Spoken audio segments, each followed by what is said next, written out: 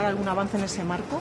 Así trabajamos nosotros. Somos 3 países los que hemos hecho esa solicitud. No ha sido exclusivamente España. Estuvimos muy cerca en la ocasión anterior y en esta ocasión la situación es todavía más grave. En aquel momento solicitábamos una suspensión en base al artículo 2 y la violación de los derechos humanos exclusivamente por Gaza. La situación se mantiene, pero además se extiende, la violencia se extiende en Cisjordania y es insoportable lo que está ocurriendo en estos momentos en Líbano, donde hay una fuerza de interposición de Naciones Unidas y donde estamos hablando de un Estado soberano con un gobierno que estaba haciendo todo lo que estaba en su mano para desarmar a Hezbollah, cuya violencia, por supuesto, nosotros también condenamos claramente. Así lo espero, así lo espero. Nosotros solicitamos que se suspenda todo el acuerdo de asociación, pero hay toda una gama de posibilidades. Si alguien quiere poner encima de la mesa otra, ¿por qué no?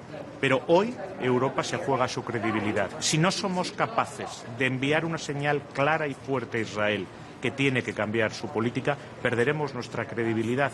Tenemos hoy que ser capaces de hablar con la misma fuerza, por los mismos principios, buscando los mismos objetivos, cuando hablemos de Ucrania, cuando hablemos de Sudán y cuando hablemos también de Israel. España, desde luego, lo hace con su política exterior y así va a hablar en torno a la mesa hoy. También desde Francia y Suecia han hecho una propuesta para limitar el comercio de los asentamientos ilegales, argumentando que esto no entra dentro del ámbito del acuerdo de asociación exterior. ¿Una vía posible para mandar una señal? ¿Lo apoya España? España lo apoyaría. De hecho, nosotros lo aplicamos ya bilateralmente. Parte del decreto de embargo implica el no poder comerciar con productos de los territorios ocupados, pero no sería nada nuevo. Es una opinión consultiva, un dictamen consultivo ya emitido por el mismísimo Tribunal Internacional de Justicia, que dice que no se puede comerciar con productos de los territorios ocupados. Por lo tanto, lo extraño es que todos los países de la Unión Europea no lo estén aplicando ya. Es una buena medida, pero no necesitaríamos una decisión de la Unión Europea para aplicarlo. El propio Internacional de Justicia lo dice. Pero sí, nosotros estamos abiertos a cualquier medida. Lo que no podemos seguir es sin hacer absolutamente nada cuando la situación se agrava cada vez más. Tenemos que ayudar a que este alto el fuego se consolide, tenemos que ayudar a que la paz sea definitiva. Y la mejor forma de ayudar es decirle a Israel que por el camino de la guerra no puede haber una relación con la Unión Europea.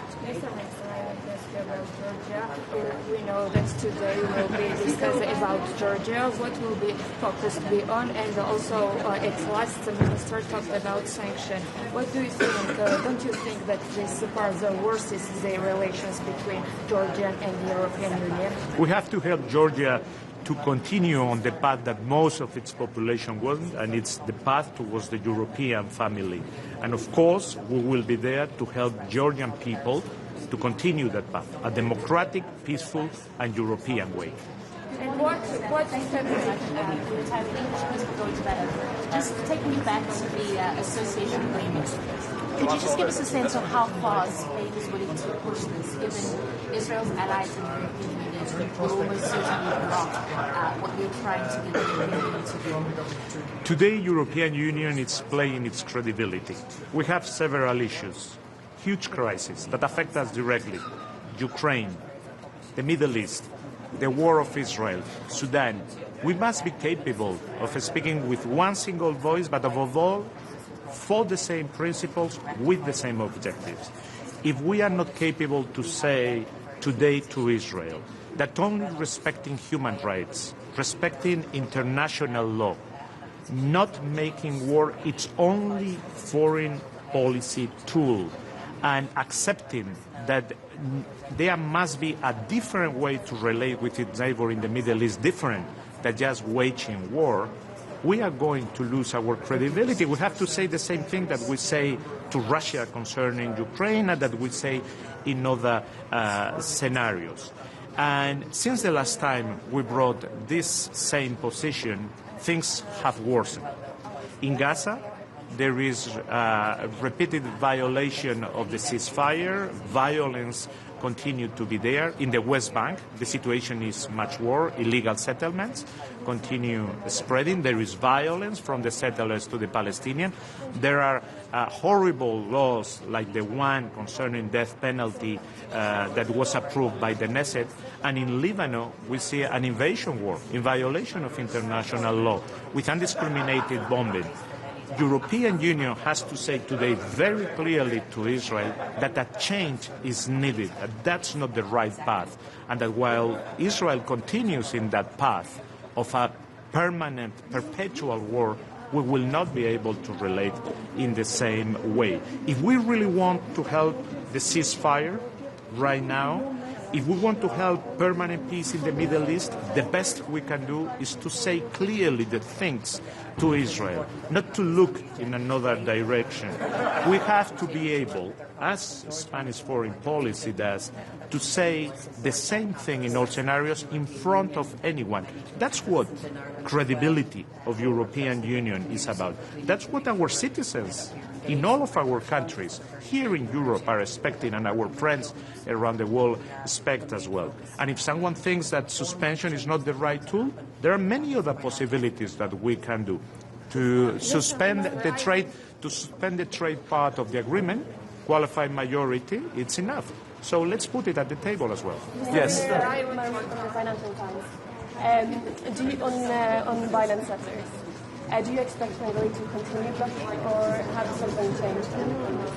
From other EU countries? That's not a question for me. I will find out today at the table. I will reach out to everyone. What I expect is that every European country obeys with what the International Court of Justice of the United Nations says, that we uphold human rights, that we defend international law. Anything different will be a defeat for European Union. And today we play, and I want to highlight that, we play our credibility in what we say. If we are not capable of saying the same things, the things in which we believe, or we say that we believe in them, then we are going to lose our credibility. And foreign policy, it's all about credibility. And that's what we are going to talk today, about the foreign policy of the European Union. Minister, may I ask you a question regarding this stage of the nuclear program of Iran? Do you share the same opinion with the USA regarding the future of the enriched uranium and the nuclear program of Iran? For me, it's very clear. Iran must not have the nuclear bomb, and there must be a discussion on the nuclear file of Iran. I'm very clear about Iran. Iran must stop this and justify attacks on all the Middle East countries. Hormuz must be open, freely, secure, with no charge for anyone in the future. And I condemn, and we condemn from Spain, every violation of human rights that goes on in Iran. That's why we voted all sanctions to Iran. So yes, it's very clear for me, Iran cannot have the nuclear bomb. Thank you.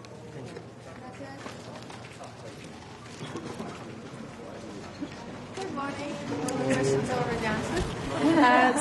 Good morning, everybody. We have a full day ahead. So first we discuss, of course, the war in Ukraine, and we expect some positive decisions tomorrow on the 90 billion loan. Ukraine really needs this loan, and it's also a sign that Russia cannot outlast Ukraine. This is extremely important at this moment.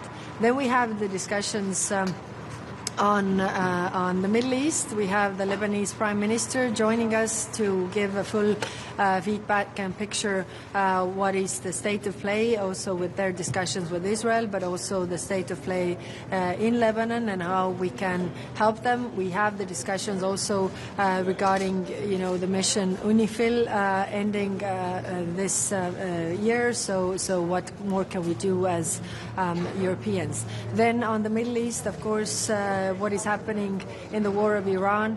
It's clear that the freedom of navigation cannot be replaced by pay-for-passage schemes.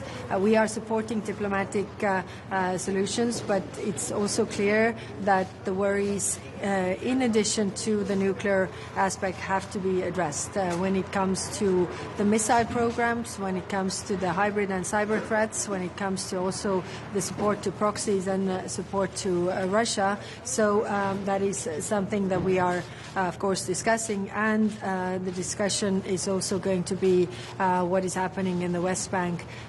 Yesterday we had two very good meetings regarding Palestine. We had over 60 countries present in order to support Palestine. We are the biggest supporters of Palestine, and really to show that there has to be a Palestinian-owned and Palestinian-led process in order to have stability in the region. Then we are discussing South Caucasus.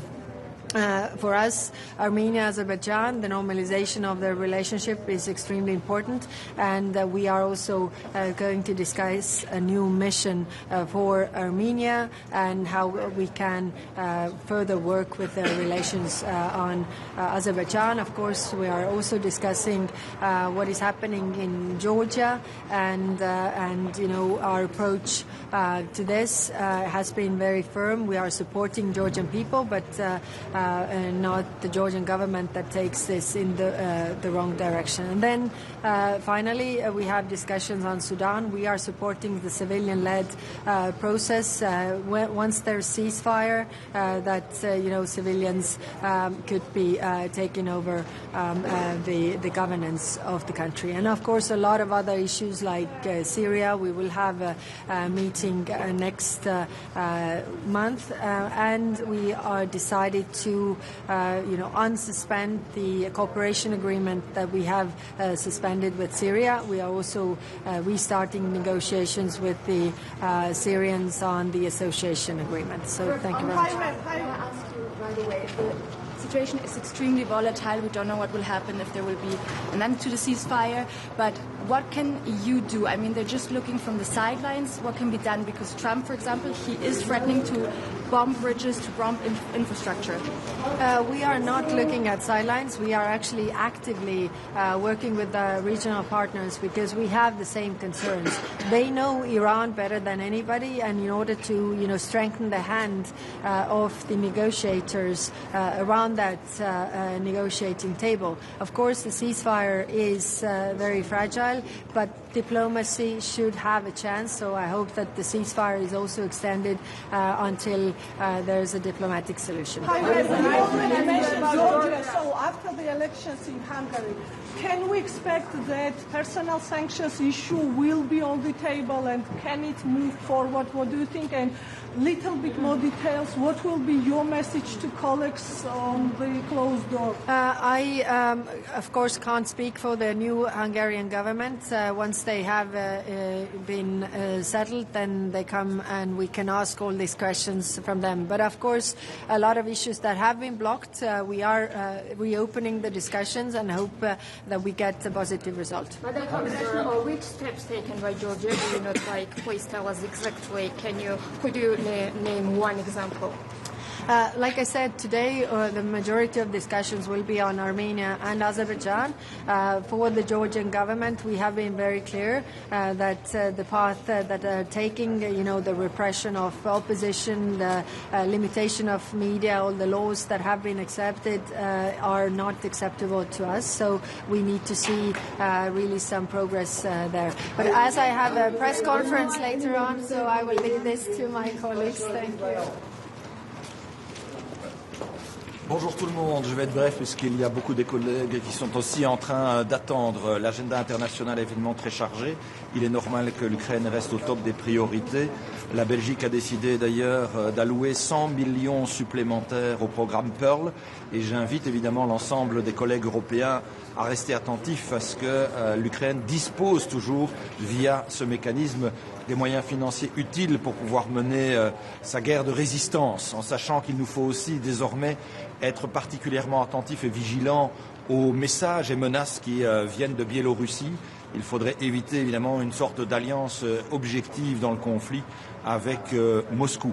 Par ailleurs, s'agissant de l'Ukraine, nous continuons d'espérer que le résultat qui était attendu et qui nous réjouit des élections récentes en Hongrie puisse permettre de consolider le prêt des 90 milliards très rapidement, de libérer effectivement aussi le 20e paquet de sanctions et d'avancer aussi sur le cluster 1. Nous le savons aussi, les dossiers sont nombreux si je pense aux crises humanitaires comme celle du Soudan, qui doit rester à l'agenda européen. On ne peut pas l'oublier alors qu'elle est l'une des pires que nous connaissions. Il faut aussi s'interroger si finalement la position équidistante que l'Union européenne a actuellement à chaque fois entretenue à l'égard des belligérants est vraiment la plus pertinente. Ou si au contraire, il nous faut pouvoir monter dans le ton, y compris des sanctions, si nous voulons vraiment peser sur la résolution de ce conflit. Je voudrais aussi dire que j'ai eu récemment au téléphone mes homologues du Caucase, singulièrement l'Azerbaïdjan et l'Arménie, pour lequel on espère que l'accord de paix va pouvoir connaître une signature rapide. Il faut pouvoir donner le soutien politique, mais aussi le soutien économique nécessaire à ces pays pour pouvoir vraiment les arrimer dans la dynamique européenne. Mais chacun comprendra qu'aujourd'hui, la Belgique est aussi particulièrement préoccupée par la situation au Moyen-Orient. J'étais personnellement à Beyrouth le 8 avril dernier, jour où les bombes sont tombées, à quelques centaines de mètres de l'ambassade belge où je me trouvais. J'ai pu en première ligne être affligé par le bilan humain, voir effectivement le résultat des hôpitaux débordés, des services qui ont peine à s'organiser et de ce million d'habitants qui ont déjà dû fuir le sud de leur propre pays. L'attitude d'Israël est totalement inacceptable. Bien sûr qu'il faut condamner avec fermeté les attaques initiales du Hezbollah qui, en voulant être solidaire de l'Iran, a entraîné le Liban dans une guerre qu'il n'a pas souhaitée. La réaction disproportionnée et indiscriminée d'Israël est totalement problématique et condamnable. Je ne peux que me réjouir qu'enfin, après tant de décennies, un dialogue direct puisse se faire entre les autorités israéliennes et libanaises. C'était un message que j'ai pu partager avec le président du Liban. C'est à mon invitation, à ma suggestion d'ailleurs, que Kaja Kallas a convié aujourd'hui le Premier ministre libanais pour un échange avec les autorités européennes. Je trouvais que c'était indispensable, ayant pu sur place délivrer ce message de solidarité. Plus largement, s'agissant de la Palestine, les situations sont préoccupantes. J'ai rencontré hier encore en bilatéral le Premier ministre de la Palestine, après avoir, avec Kaja Kallas, lancé une nouvelle réunion à Bruxelles de cette conférence sur la solution à deux États.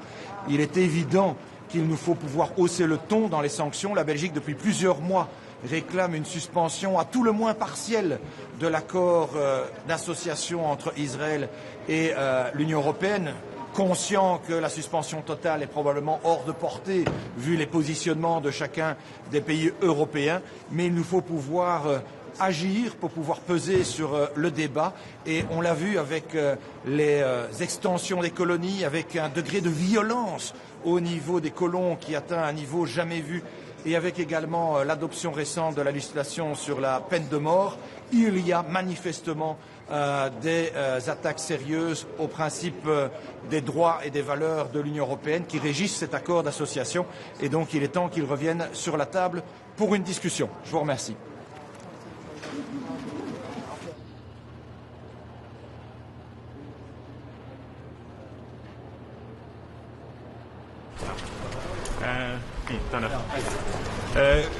Öelge Ukraina teemal, kas me võiks oodata lähiajal siis seda otsust, et laen, mis on pikalt olnud kinni, hakkaks liikuma ja äkki ka uut sanktsioonipaketti? Jah, me tõesti oleme tööd teinud selle jaoks, et see otsus oleks juba täna tulnud, aga tõenäoliselt see tuleb ennem seda siis mitteametlikku ülemkogu, mis toimub neljapäeval, et me saame sellega edasi liikuda. See on see laen siis? See on 90 miljardiline laen, mis Ukrainale siis otsustati anda juba detsembris, aga tõepoolest, mida Ungari on blokkinud, loodetavasti me saame need otsused tehtud nüüd nende lähipäevade jooksul, et ülemkogul oleks juba midagi nii-öelda välja öelda. Ja uus sanktsioonipakett, kas 20 sanktsioonipakett saab selles kohas, kus seisma jäime, jätkata? Me töötame sellega, et tõepoolest uus Ungari valitsus ei ole nii-öelda paika pandud veel, aga selge on see, et meil on uued perspektiivid ja me surume, et see 20 sanktsioonipakett läheks läbi ja võib-olla vaatame üle ka varasemad kitsaskohad. Osad liikmesriigid soovivad sanktsioone Iisraelile, ka assotsiatsioonileppe lõpetamist. Kas Euroopa Liit peaks uusi sanktsiooni Iisraelil kehtestama? See meetmed on ju tegelikult laua peal ja kui liikmesriikidel on soov, siis saab need otsused vastu võtta. On meil ka meetmed, mis nõuavad kvalifitseeritud häälteenamust, mitte kõigi nõusolekut. Kui on liikmesriikide arvamused muutunud, siis saab nende otsustega edasi minna. Mis puudutab assotsiatsioonilepingut,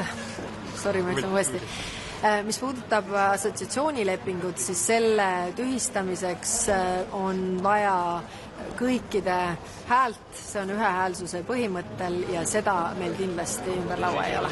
Üks küsimus härra Puisi-Väina kohta. Öelge mulle, mis kasu on tahtekoalitsioonist, mis tegutseb siis, kui seal väinas on juba rahu? Mis ma ei saa väga aru sellest, miks Euroopa plaan on selline, et me oleme valmis seal tegutsema, aga siis, kui on rahu. Kas sellest on mingit abi? Seda on meilt küsinud ka ameeriklased, et siis, kui on kokkulepped sõlmitud, siis on vaja ikkagi siis laevade eskortimist, et kõik töötaks.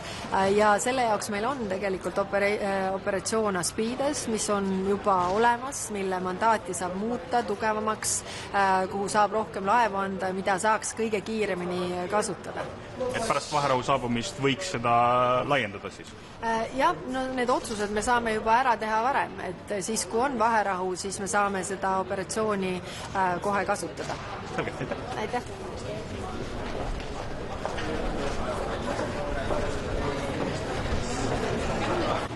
Y vemos que desde la última vez España, con otros países, presentó esta misma solicitud. How are you? Israel, Good, yeah, not too bad.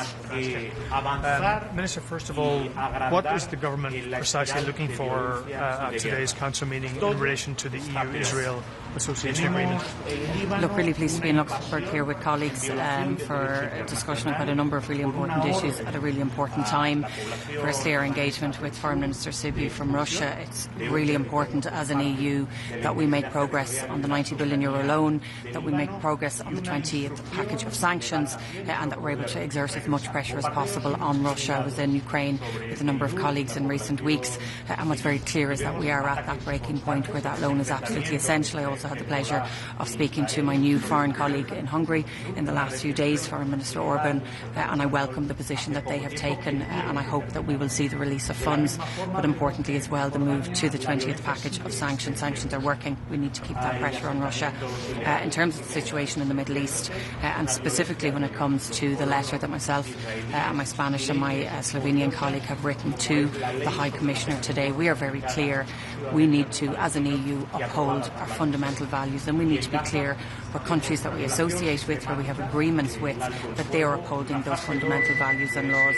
Israel has, since our last meeting, enacted a new law which essentially introduces the death penalty, but in particular penalises and specifically targets Palestinian people. It's completely unacceptable, and so we have asked for a suspension of the Israeli agreement. If not, then a suspension on the trade elements of the Israeli agreement, and we will be seeking to have this not just as a discussion here today at the Council, but that there would be some clear actions at the next Council meeting. What's very clear, and our position in Ireland has been consistent for many years now, we need to move in unison. We believe that where the EU moves together, that we have a greater impact, and that's why I'll be calling on all of our colleagues today to support our call for the suspension of the overall agreement, but at the very least, if we can't reach that full agreement, that we would have suspension of the overall trade elements of it. We are witnessing and experiencing an unprecedented and an unacceptable escalation of violence in the West Bank. There are 34 new settlements that have been agreed to in recent weeks with the introduction of the death penalty. We have an increase in violence across the region.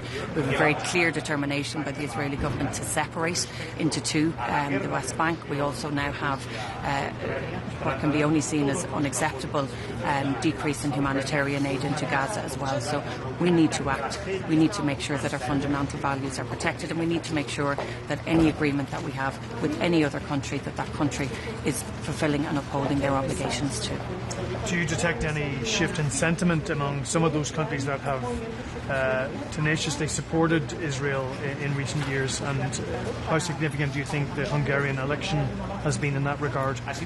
Look, I think it's very clear that there has been a shift. I think we've heard from EU leaders in recent weeks a very clear dissatisfaction and annoyance at the actions that Israel have taken. You'll see from other colleagues outside of Ireland, Slovenia and Spain proposals by other member states as to how we can respond, particularly in the West Bank. So I think we need to today be decisive in our desire to take action against a country that is very clearly violating human rights, that is very clearly taking measures that are targeting specifically innocent civilians and Palestinians, and we need to be clear in making sure that there is an agreement to move forward on this. Ireland has consistently said we would be far better if we move in unison, if we move collectively together, and that's what I hope we can achieve today. In terms of the elections in Hungary, look, I think the soundings, if not the soundings, the actual communication from the incoming government has been very clear. They want to work with the EU, and that's certainly the feeling and the sentiment that I got speaking to the new Foreign Minister, Orban. They also are very clear that the agreement that was reached on the €90 billion loan, that was already agreed by foreign ministers, by EU leaders, and we need to be able to move on that as quickly as possible. My engagement with Foreign Minister Sybiha, with President Zelensky in Ukraine in recent weeks, really, it just highlighted the perilous situation they are in, the need for this €90 billion loan, not just from a defence perspective, but to invest in critical infrastructure that has consistently been damaged by Russia, where they are completely putting aside any respect for fundamental human rights. On the Israel situation, is it conceivable we could get a decision today perhaps on excluding Israel from the Horizon funding programme? Look, I'm not sure whether we'll reach agreement on certain specific issues today, but I really do hope that we can make sure that at the next agenda there are some clear actionable items on our agenda, whether it's Horizon funding, whether it's the suspension of the Israeli-EU association agreement, whether it's specific to trade or otherwise, or whether we can focus on banning goods full stop in the West Bank. So I hope that we will get to a point where there is an agreement to take action and to respond to what have been completely unacceptable actions. If I could also say that I really welcome the fact that we will have the Lebanese Prime Minister today. I think Irish people will be well aware of the importance that Ireland places on the need for a sustainable peace in the Lebanon. Our troops have been there for many decades and have contributed to that peace, and what we've seen in recent weeks because of the actions of Israel, but Hezbollah of course as well, is a setback of many, many decades. And so I welcome the current ceasefire. I welcome the fact that we are hopefully going to see further talks between Israel and Lebanon, but it's really important for me that we as an EU express our solidarity and our support with the Lebanese government and for their right to their sovereignty and to protect their country and their civilians, many of whom have been unfairly targeted, have been killed in recent weeks and have been displaced in the millions.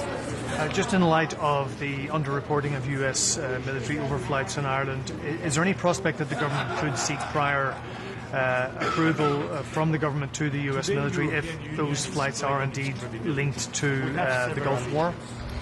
Look, we have a long-standing position in the Department of Foreign Affairs of publishing statistics. That has been the case for many, many years, and unfortunately due to an administrative error that has not happened for certain flights. Once this was brought to my attention, it's been immediately rectified and the statistics have been published. We have again a very clear position, and it's been, I think, well understood by everybody, including the US, for many decades now, and that position has not changed. So any flight that is due to fly overhead, that's due to land where there are munitions, where there are personnel, where there is any engagement, any type of conflict, it's simply not allowed, it's simply not accepted, and that's something that is known widely by all countries, and it's not going to change. But a 56% increase in the number of flights over Ireland since the war began, it's hardly conceivable that those flights had nothing to do with the military action in the Gulf. Our position is very well known by the US, by every country, and indeed we've taken and have had in place for many decades a similar position that's now been taken by Spain and other countries as well. So we are very clear, if you are flying overhead, if there is any type of landing, it is not possible and it's not within our rules and our guidelines that you can have military personnel that you're engaged in any type of conflict, and we restate that position, but I do believe it's very well known by the US and by other countries as well. Has that been specifically communicated to the US in recent days? days or weeks? This has been the case for many decades. This is something that has been communicated over those decades, and it's well known and well understood. And we expect that it is accepted, but also that it is followed through and it's adhered to by all countries, including the US. Minister, can I ask a question from about Georgia today? We also discussed Georgian situation in Georgia. What will be your message all to people also who are standing on the streets and fighting for European future? Look, I think it's really important that we have this on the agenda today. It's really important that we continue to work with our colleagues in Georgia and within the wider region, and that we continue to support that path towards the European Union. We have many Georgian citizens in Ireland as well, and we work closely with the community, but we need to make sure that we are engaged, and where there are challenges that are very clearly emerging, that we're working with the government and that we remain focused on making sure that the reforms and the changes that need to happen, that is prioritised within the government as well. Thank you.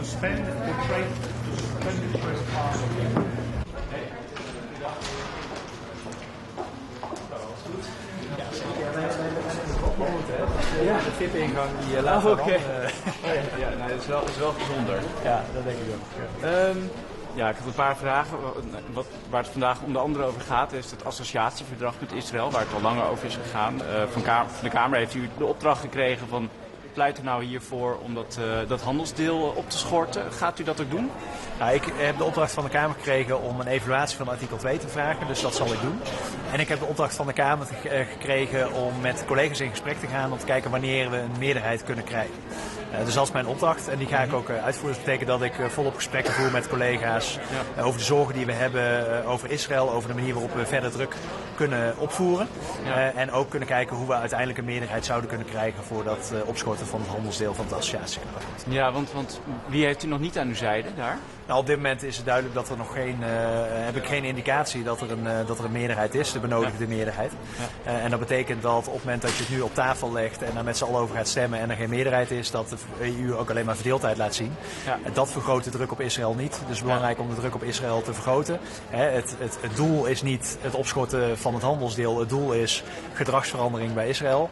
En daar werken we hard aan. En waar wringt het dan precies? Waarom lukt het nog niet om iedereen hiervan nu te overtuigen? Nou ja, kijk, uiteindelijk is het een zwaar middel. Dat merken we ook aan de relatie met Israël, dat dit echt iets is wat zij ook als zwaar achten. Nou, als Nederland zetten we daarop in, zijn we in gesprek met andere landen. Maar andere landen zijn blijkbaar nog niet zo ver. Welke andere landen? Ja, dat ga ik dus vandaag... het is al eerder is het een keer onderwerp van gesprek geweest. Ja. En op dit moment zijn we gesprekken aan het voeren. Dus ik moet die gesprekken nog voeren, dus ik kan daar nog nu niet van zeggen welke landen bewegen, welke niet. Ja. De zorgen zijn groot, dat merk ik ook bij alle landen. De zorgen zijn groot over Israël. Maar welke maatregelen daar dan passend bij zijn, daar verschillen landen over van mening. Ja, en het zal vandaag ook gaan over Soedan, die oorlog die daar al 3 jaar gaande is. En u gaat hierna, als ik het niet mis heb, ook naar de Arabische Emiraten, Verenigde Arabische Emiraten. Nu is het wel bekend dat die wapens exporteren naar de RSF. Gaat u dat ook adresseren als u daar bent? De zorgen over Sudan zijn groot. Terecht ook dat hier op de agenda staat, want het is natuurlijk een ramp wat daar aan het gebeuren is. Ja. En dat betekent dat we ook Europees kijken hoe we ook daar de druk op de strijdende partijen kunnen vergroten. En ik heb ook in de Kamer aangegeven dat als ik met de Verenigde Arabische Emiraten spreek, dat dit ook onderdeel van het gesprek zal zijn. Ja, precies. En wat hoopt u daar hier over voor elkaar te krijgen op het thema Sudan? Het belangrijke is dat er aandacht voor is. Dus dat is 1. En 2, dat we aanvullende maatregelen kunnen nemen om de druk op te voeren, ook op de strijdende partijen. Ja. Bijvoorbeeld de export van goud is daar een belangrijke van. Nou, dat wil Nederland al een tijdje. En ook die gesprekken blijven voeren. Ja, juist. En waar het ook al tijden over gaat en wat maar niet lukt, is dat 20e sanctiepakket voor Oekraïne. Tenminste voor Rusland, over Oekraïne. Nu is er binnenkort een regeringswissel in Hongarije. Verandert daardoor het speelveld, waardoor het misschien ineens wel mogelijk is? Nou, dat moet blijken. Hè. We zijn hoopvol over de nieuwe Hongaarse regering, maar het moet blijken welke stappen ze willen zetten. Ja. Tegelijkertijd horen we natuurlijk ook de signalen over de pijpleiding, die eigenlijk een belangrijke voorwaarde was om uiteindelijk het Europese pakket aangenomen te krijgen. In ieder geval de lening, de 90 miljard lening. Nou, hopelijk kunnen we daar deze week stappen over zetten. Stappen opzetten, dat zou heel mooi zijn. Ja. En ook het sanctiepakket is gewoon een belangrijke stap. De druk op Rusland moet vergroot worden.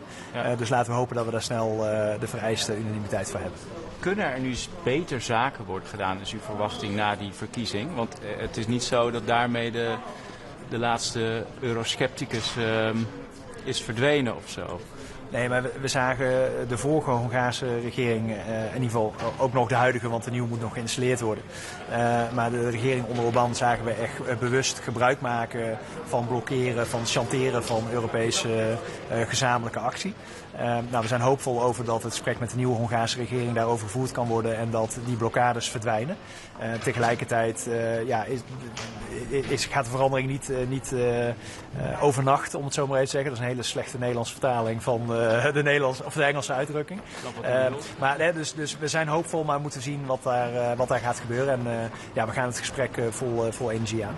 Ja, en kan u nog iets meer vertellen over wat u wil bereiken met die pijplijn waar u net over begon?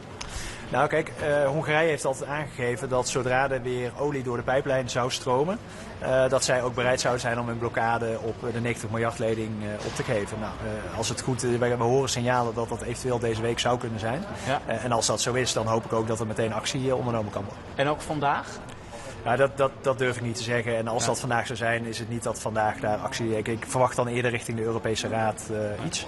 Maar we moeten het nog zien. Hè? Dus moeten we zien of dat die pijpleiding ook daadwerkelijk weer... of dat er weer olie doorheen gaat. Ja. En 2 moeten we dan zien of dat de Hongaarse regering ook zich bij zijn woord houdt en de blokkade ook opheft. Oké, en wat is dan de flessenhals? Wat is het grote probleem waardoor het nu niet lukt? Nou ja, wij hebben als Nederland ook steeds gezegd... Oekraïne laat nou experts toe, zorg dat die reparaties kunnen plaatsvinden. Als het goed is, gebeurt dat op dit moment. Oekraïne is hoopvol dat die pijplijn het weer kan gaan doen. Dus laten we zien hoe het zich ontwikkelt. We horen in ieder geval positieve signalen en laten we hopen dat dat deze week in een stroomversnelling kan komen. Want de druk op Rusland moet gewoon groter. En steun aan Oekraïne moet er zijn. En met die 90 miljard leningen en volgende sanctiepakketten kunnen we stappen zetten. Ja, en er zijn nog wel meer, nog even over dat euroskepsis. Hè? Er zijn nog wel meer eurosceptische regeringen in Europa, ook onder de ministers. Tsjechië, volgens mij was er laatst een verkiezingen, Bulgarije, als ik het niet mis heb. Is het een beetje stuivertje wisselen of verwacht u dat er nu misschien toch een constructieve periode aanbreekt? Hoe ziet u dat? Nou, ik hoop dat alle Europese regeringen inzien dat we samen sterker staan dan als we allemaal apart handelen. En wil je samen sterk staan, dan moeten we samen tot besluitvorming kunnen komen en een vuist samen kunnen maken. En ik hoop dat we alle Europese regeringen daarvan kunnen overtuigen. En dat zij ook zelf zien dat het in belang van hunzelf is en van het gemeenschappelijk belang. Ja, wat is uw verwachting? U heeft een hoop natuurlijk. Ja, nou ja, dat gaan we zien. Daar zetten wij op in. En ik hoop echt dat we de eenheid weer kunnen vinden en daardoor ook sterk kunnen staan op de wereldtoneel. Oké, helder. Yes, dank je.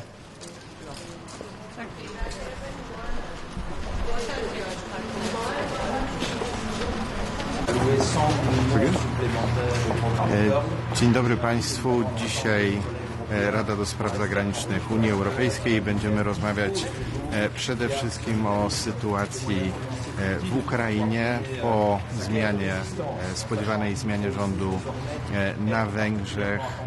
Wiele rzeczy związanych z Ukrainą uda nam się odblokować. Liczę, że bardzo szybko będziemy mogli ruszyć z pożyczką dla Ukrainy, ale także z 20. pakietem sankcji. Spodziewam się decyzji już w najbliższych dniach. Będziemy też rozmawiać o sytuacji na Bliskim Wschodzie. Ta sytuacja oczywiście ma dla nas znaczenie przede wszystkim ze względu na ceny energii. Natomiast podkreślamy cały czas, Polska podkreśla, że sytuacja na Bliskim Wschodzie nie powinna odwodzić nas od sytuacji na Ukrainie, która ma bezpośredni wpływ na nasze bezpieczeństwo. Wiem, że też jest zainteresowanie ćwiczeniami związanymi z artykułem 42 i 7. To jest taki artykuł unijnych traktatów dotyczących wzajemnej obrony. Będą ćwiczenia na poziomie ambasadorów. To jest kontynuacja wcześniejszych działań. Dziękuję bardzo. Thank you. Good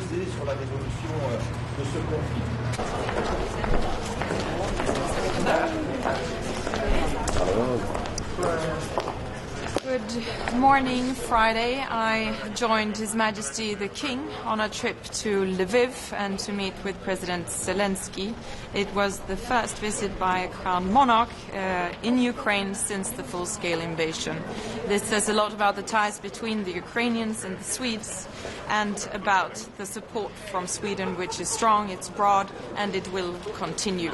The EU must step up, speed up and scale up its support to Ukraine and also increase the pressure on Russia. I am quite optimistic after the Hungarian obstacle is gone, so to speak, that we will now be able to deliver on the promise that we have made to the Ukrainians on the 19 billion euro loan, and that we will be able to move forward with the 20th sanctions package, but also with the 21st sanctions package that we need to adopt before the summer. Now, on the Middle East, I am very worried about the developments. The instability is a threat to the region, but also to Europe, and I hope that the talks that will be held in Pakistan will bear fruit and that the ceasefire can be prolonged. It is absolutely necessary that all parties de-escalate. Sweden is very worried about the developments in the West Bank and the settlement expansions, and therefore, together with France, we have presented a non-paper with proposals to limit trade with settlements, and I very much look forward to the discussions on this today. Thank you. Hej! Hej. Om vi börjar med Ukraina där. Det låter lite som att det här lånestödet på 90 miljarder att det kan röra på sig. Vad säger du? Jag är hoppfull. Vi har ju fått mycket tydliga signaler från den tillträdande premiärministern om att man ska medverka till en utbetalning i enlighet med det som redan har bestämts före jul. Och jag hoppas att det ska kunna ske så fort som möjligt. Och det sägs att Orban till och med skulle kunna ge stöd till det här om oljan väl börjar flöda. Räknar du med att det kommer att bli så? Nu ska man ju genomföra tester på den här Druzjba-linan och vi hoppas att de går väl och att man då kan få ett positivt besked från Ungern kanske ännu tidigare än vi hade förväntat oss och därmed också kunna utbetala redan i mitten av maj. När det gäller 20:e sanktionspaketet då, hur ser du på möjligheten att få till det? Och det verkar ju inte som att ett fullt maritimt tjänsteförbud kommer inkluderas där. Är du besviken i så fall? Jag har varit besviken länge, för det borde ha antagits för länge sedan. Det är någonting som bland annat Sverige och Finland har drivit under lång tid. Vi behöver anta det 20:e paketet, det är inte tillräckligt omfattande och det är därför som vi också måste påbörja arbetet med det 21:a paketet. Och jag vill, som jag sagt tidigare, se 100 sanktionspaket mot Ryssland, för vi måste fortsätta begränsa. Att Sverige och även andra länder, Belgien till exempel, ändå har i större utsträckning börjat vårda fartyg i den ryska skuggflottan. Varför händer det nu? Är det liksom juridiska hinder som har försvunnit eller har ni helt enkelt bara blivit tuffare? Framförallt handlar det om att nyttja de verktyg som faktiskt finns, att vara mer vaksam, att samarbeta närmare med andra länder runt Östersjön, dela information i större utsträckning och här har regeringen undanröjt en hel del hinder. Så jag skulle säga att det handlar mycket om ledning och styrning av våra myndigheter som har lett fram till det här mycket mer vaksamma och tydliga agerandet från myndigheter, vilket vi verkligen välkomnar. Och vi ser ju redan tecken på att de ryskkopplade fartygen väljer andra vägar. Men då måste ju också andra länder vara lika påpassliga som Sverige. Att man nu liksom pratar i alla fall om att skicka mer resurser till Hormuzsundet och även utöka EUs insatser, Atalanta, Spides. Är det inte resurser som kan gå åt i de militära insatserna som skulle kunna påverka, liksom begränsa möjligheten att agera mot skuggflottan? Ser du en sån risk? När det handlar om svenska resurser så ser jag ingen sådan överhängande risk. Men det är klart att vi alltid måste väga våra insatser för våra resurser är begränsade. Och det är en diskussion som vi ständigt har också i till exempel NATO. När vi nu stärker vår närvaro i Arktis får inte det ske på bekostnad av vår närvaro för avskräckning längs med östra flanken. Så att det handlar alltid om att prioritera var resurserna gör bäst nytta. Men samtalen om hur vi kan säkerställa fri sjöfart i Hormuzsundet är verkligen ett svenskt intresse för att det är viktigt för handel och för vårt välstånd. Och det är därför som vi också är beredda att bistå den dag det är aktuellt. Om vi går över till den Mellanösternbiten, Israel, bosättningar. Hur ser ni på sanktionsläget där? Det finns ju lite olika vägar att gå fram här. Vi presenterar nu förslag på att man ska gå vidare med begränsningar i handeln. Då är vi inne på möjligheter bara med stöd av kvalificerad majoritet, vilket jag bedömer egentligen behövs för att vi ska kunna vidta åtgärder. Och därför så har idag också handelsministern sagt att vi bör höja tullarna när det gäller varor från bosättningarna, för vi tycker inte att man gör tillräcklig skillnad mellan de varor som kommer från bosättningarna och de varor som kommer från icke-ockuperat område. Själva avtalet, associeringsavtalet, finns de som kräver återigen att det bör åtminstone sättas på is eller sägas upp. Det gör det, och det finns ett sådant förslag från bland annat Spanien. Jag bedömer inte att det finns stöd för det i dagsläget, och det är också mycket därför som vi har tittat på alternativa vägar framåt där det bara krävs då kvalificerad majoritet. Men Israel måste förändra hur man agerar för att den frågan inte ska aktualiseras ytterligare. Ser det faktiskt en öppning nu för att EU kan beväga sig på associeringsavtalet, menar du? Ja. Efter att Ungern har fått en ny ledare. Det är ju inte bara Ungern som har varit emot det. Jag bedömer inte att det finns den fullständiga enighet som krävs för att man skulle kunna gå vidare med det i dagsläget. Men det beror också mycket framåt på hur Israel agerar. Vi är bekymrade över utvecklingen. Vi är också bekymrade över de nya beslut som Knesset har fattat när det gäller dödsstraff. Så att på många områden går det åt fel håll. 42.7 är en annan fråga som har blivit mer aktuell på sistone. Det ska hållas en, vad ska man kalla, lite war games eller lite i maj om det. Det ska upp på toppmötet nu på torsdag. Vad kan man göra för att 42.7 ska bli något slags mer fastare, tydligare regler? Vad vill du säga? Jag tror det krävs ganska mycket, men vi får inte glömma att det är NATO som är vår försvarsallians, och att det EU gör i så fall ska komplettera det som NATO gör. Men det är klart att det är viktigt att vi tittar på hur vi kan stötta varandra för det fall det skulle behövas. Men jag tror framförallt att det är som sagt inom NATO som vi behöver bygga vårt försvar. Samtidigt så är ju USA då agerande i NATO just nu kanske lite svajigt. Det är många som befarar att de kanske inte alls skulle hänga med på en artikel 5 för tillfället.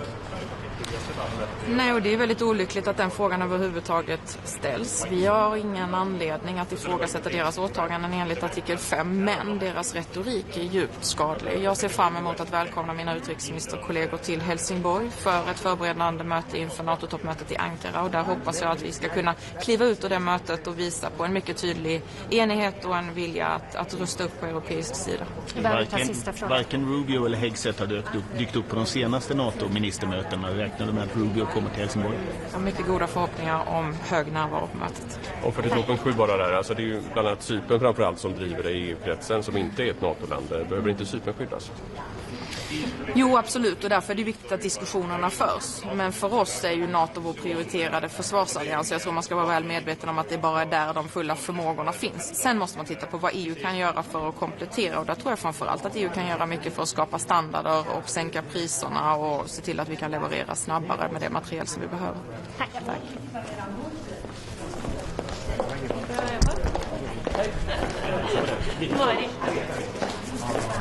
Tell me when you're ready.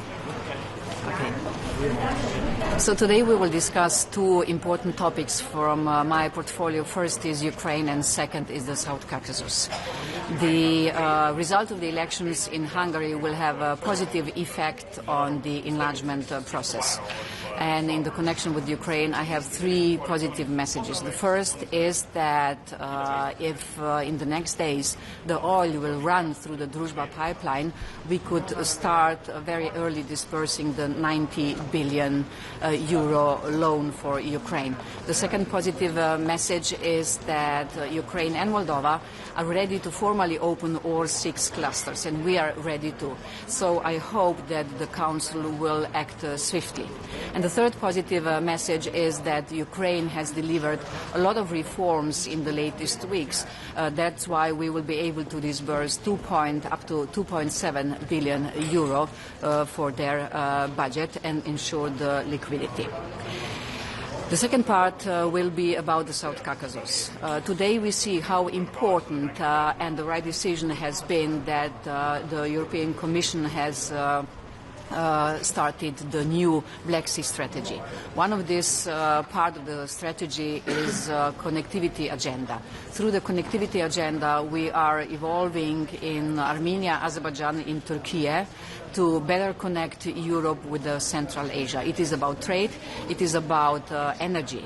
We see how vulnerable we are today when the trade routes in the north are disrupted through Russia, when the trade routes in the south because of war in Iran are disrupted. So the way which is now available there is exactly what we do in the connectivity agenda. So today we will discuss how to engage better with the countries in the South Caucasus, especially with those three countries I have mentioned before, Armenia, Azerbaijan and Turkey, where we already have some concrete projects where we could start.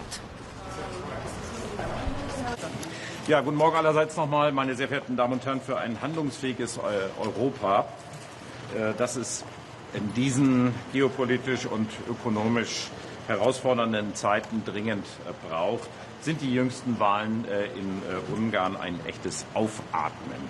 Für die Ukraine eine berechtigte Hoffnung. Auch Deutschland hat die Erwartung, dass Budapest das Wahlergebnis als Auftrag versteht. Die Menschen in Ungarn wollen ein geeintes Europa. Sie stehen in Solidarität mit der Ukraine, die auch unsere Sicherheit und unsere Freiheit verteidigt. Die ungebührlichen Blockaden gegen die dringend notwendige Ukraine-Unterstützung müssen schnellstmöglich aufgelöst werden. Die Freigabe des 90 Milliarden Kredites braucht es nicht erst nach dem Regierungswechsel, sondern sehr schnell. Für die Ukraine geht es um alles. Deutschland, wie alle anderen Mitgliedstaaten der Europäischen Union, müssen die bilaterale Unterstützung für die Ukraine hochfahren. Deutschland hat im Rahmen der deutsch-ukrainischen Regierungskonsultationen für die kommenden Jahre mehrere hundert Patriot-Lenkflugkörper und Iris-T-Körper, zudem weitere Unterstützung mit Drohnen inklusive einer gemeinsamen deutsch-ukrainischen Drohnenproduktion zugesagt. Insgesamt muss der Druck auf Russland hoch bleiben, gezielt auf den russischen Energiesektor. Wir müssen sicherstellen, dass Russland nicht zum großen Profiteur des Iran-Krieges wird. Daran müssen wir als Europäische Union, aber auch als G7-Staaten mit anderen Partnern in der Welt arbeiten. Ein wichtiger Hebel ist natürlich auch das 20. Sanktionspaket, das nun so schnell wie möglich verabschiedet werden muss.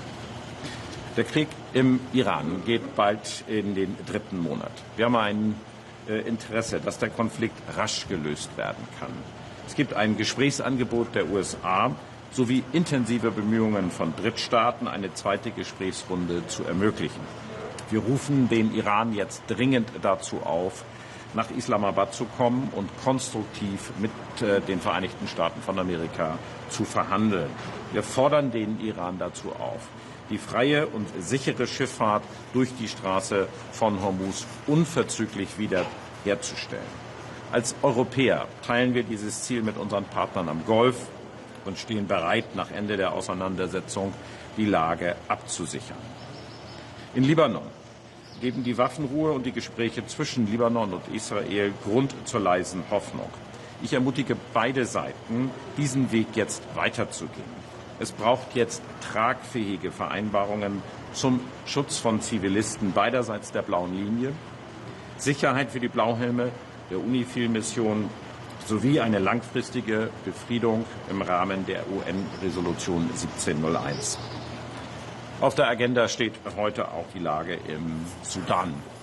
Die Konferenz in Berlin in der letzten Woche konnte 1,5 Milliarden Euro mobilisieren, um die sudanesische Bevölkerung, die unter diesem grausamen Krieg leidet, zu unterstützen. In Zeiten, in denen humanitäre Hilfe strengen haushalterischen Einschränkungen unterliegt, ist das ein großer Erfolg. Am Rande der Berliner Konferenz haben sich zivile Akteure aus Sudan auf einen gemeinsamen Aufruf zum Frieden geeinigt.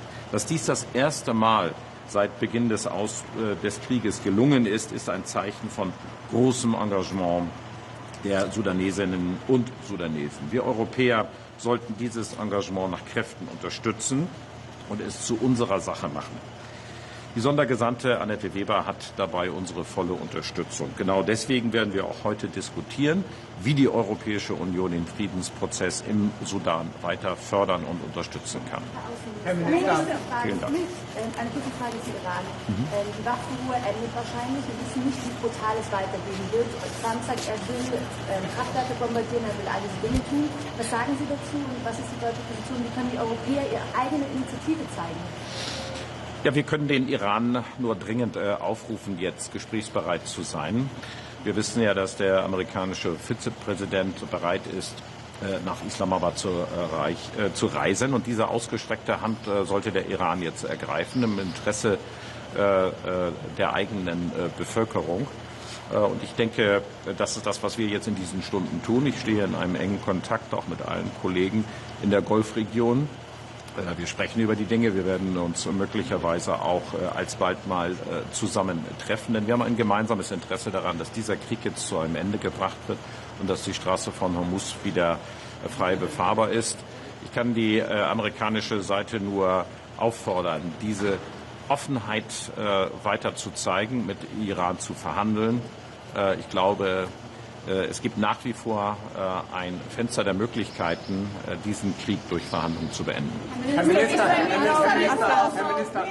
etliche Mitgliedstaaten wollen angesichts der israelischen Siedlungspolitik und jetzt auch der möglichen Wiedereinführung der Todesstrafe Sanktionen gegen Israel. Unter anderem wird da die Aussetzung des Handelsteils des Assoziierungsabkommens thematisiert.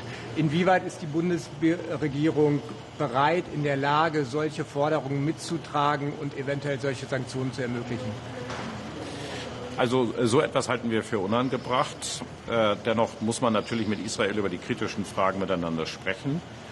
Wir haben uns kritisch geäußert zur Einführung dieser Todesstrafe. Wir haben vorher davor gewarnt, diesen Schritt zu gehen. Es gibt auch eine sehr klare Position zur Siedlergewalt. Ich erwarte, dass die israelische Regierung insgesamt dieser Siedlergewalt klarer, fester und mit allen rechtsstaatlichen Mitteln entgegentritt. Wir haben auch eine klare Position zur Einhaltung internationalen Rechts. Das heißt, es darf im Westjordanland keine Annexion geben. Wir setzen weiter darauf hin, dass eine Zwei-Staaten-Lösung ermöglicht werden muss. Aber das muss man im kritischen, konstruktiven Dialog mit Israel machen. Dafür stehen wir ein. Und deswegen möchte ich in diesem Zusammenhang auch noch einmal sagen, ich habe mich in den vergangenen Tagen sehr dafür eingesetzt, dass diese Gesprächsbereitschaft mit Libanon genutzt wird und dass jetzt weitere Gespräche zwischen Libanon und Israel stattfinden. Seit 50 Jahren ist ein Zeichen leiser Hoffnung, wie ich gerade eben gesagt habe. Und daran sollten wir fortsetzen. Das heißt, es gibt eine Chance zur Befriedung der Situation im Nahen Osten und diesen konstruktiven Weg möchte ich hier fortsetzen. Dankeschön. Vielen Dank. Thank you very much.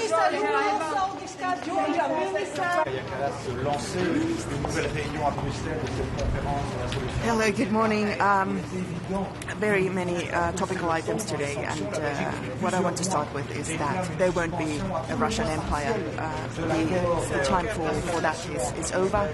And certainly the Russians know that themselves because the economy is in shambles, the population is aging, and certainly the workforce is shrinking, and there's no future for the business model as Russia stands now. Also, the Russian leadership certainly and quite evidently can't cater even for its own people as we speak, with poverty enlarging throughout the regions. So now would be the time for the Russian population to say that this military operation is over, and now it's time to concentrate on the well-being of their own people. And we will today discuss further sanctioning Russia in order to keep the ball moving in that regard. So the 20th sanctions package should come out as soon as possible. Also, we are looking at other means on how to support Ukraine. The Ukrainian people have been fighting for their liberty, and they are actually doing quite a good job. And they have, on the front lines, they have solidified their positions over the course of the past weeks. And it's quite certain that Ukraine will prevail. It's not easy, as Russia is targeting the civilian population as well, which is a clear war crime. But at the same time, the population in Ukraine is resilient, and they certainly deserve a future in both Europe and in NATO. What comes to the Middle East, it is good that there's a ceasefire both regarding Iran and Lebanon, and we hope that both ceasefires are extended for as long as needed for the peace negotiations to lead to robust results which will secure the region also for the longer future.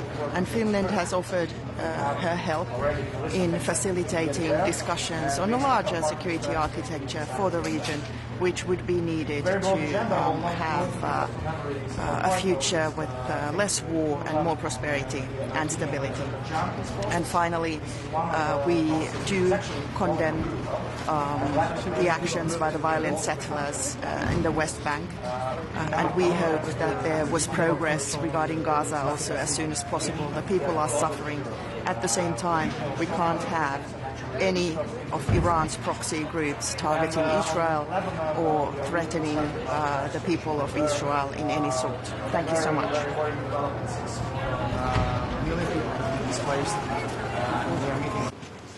Good morning, everyone. I'm Suscríbete, Deputy Foreign Minister from Latvia. There's one specific issue Latvia is raising on today's agenda under any other business section, is the Russia's participation in the Viennese Biennale this year.